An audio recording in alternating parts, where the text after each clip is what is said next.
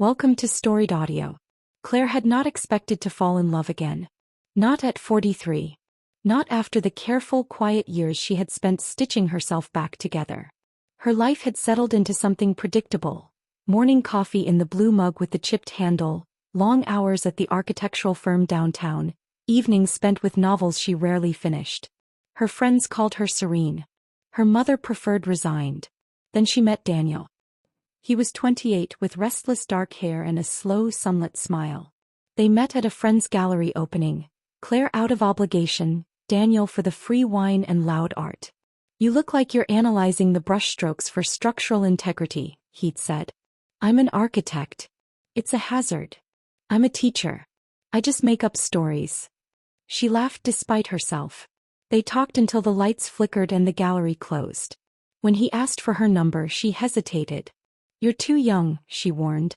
"For what?" "For me. I didn't realize there was an age requirement." He gave it to him anyway. Coffee turned into dinner. Dinner into long walks through the park, where he told her about his students and she told him about buildings she'd helped design. He listened like her words mattered. One Saturday he showed up with groceries and insisted they cook something neither had ever made. They burned the first attempt, ate the second on her kitchen floor, wine glasses balanced between them. "You're happier when you're laughing," he said, brushing flour from her cheek. "You've known me 3 weeks. And I already know that." The first time he kissed her, it was raining. She tried to insist on an umbrella. He grabbed her hand instead. He felt ridiculous and alive. "Stop thinking," he murmured. "I can't. Just for a second." She did. The first crack came at her sister's birthday dinner. Daniel wore a navy button-down and brought wine he could barely afford. Her family's eyes measured him the moment he stepped inside. In the kitchen, her mother pulled her aside. "He's a boy. He's 28. That's a boy to you. He'll want children. He'll want someone younger eventually.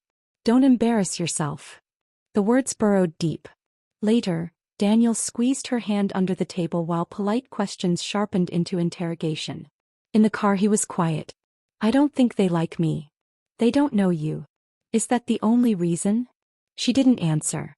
Her friends were no kinder. "It's a phase," Mara said over brunch. "You're flattered. What if he wakes up one day and wants someone who can give him more time?" she pressed. "You're in different life stages." Different life stages. The phrase echoed. Claire started noticing everything. The way he talked about traveling for months. The way strangers sometimes assumed the age gap was bigger than it was. She hadn't loved anyone in a long time.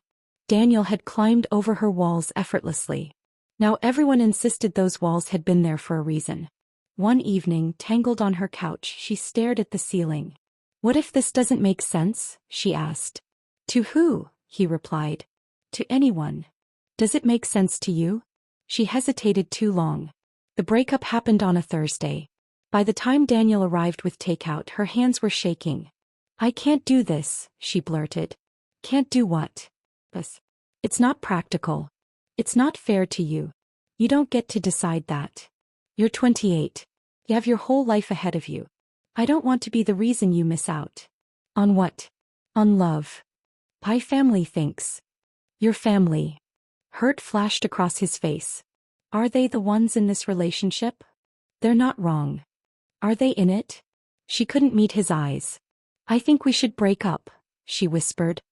He looked at her for a long moment, then stepped forward and kissed her. So certain. Full of everything she was about to lose. "I love you," he said quietly. He didn't argue. He picked up his jacket. "I hope you figure out whose voice you're listening to," he said and left. The apartment felt cavernous after that. Claire told herself she'd done the right thing. It didn't help. Weeks passed. The blue mug gathered dust. The kitchen floor felt too empty without burnt dinners and laughter. Her family seemed relieved. Her friends approved. "You'll thank yourself later," Mara assured her. But gratitude wasn't what Claire felt. She felt hollow. One evening she found herself parked outside Daniel's apartment building. The lights in his window were on. Her heart pounded. He drove away. The ache didn't fade. 2 nights later she called him. "Hello." His voice was cautious. "I shouldn't have ended it," she said. "Everyone kept saying it was wrong and I got scared. I thought I was protecting you." Are their opinions more important than your heart? He asked softly. Or mine? No. Then why did you let them decide? Tears slipped down her cheeks. Because I was afraid of losing you someday. I thought if I left first it would hurt less. And did it? No. It hurts more. A long exhale. What do you want, Claire? You'll have me. I'm done letting other people tell me how to live. Come over, he said. When he opened the door, they simply stared at each other. You look terrible, he said gently. I feel terrible. I was miserable, she confessed. Every good thing I wanted to tell you first. I don't care what anyone says.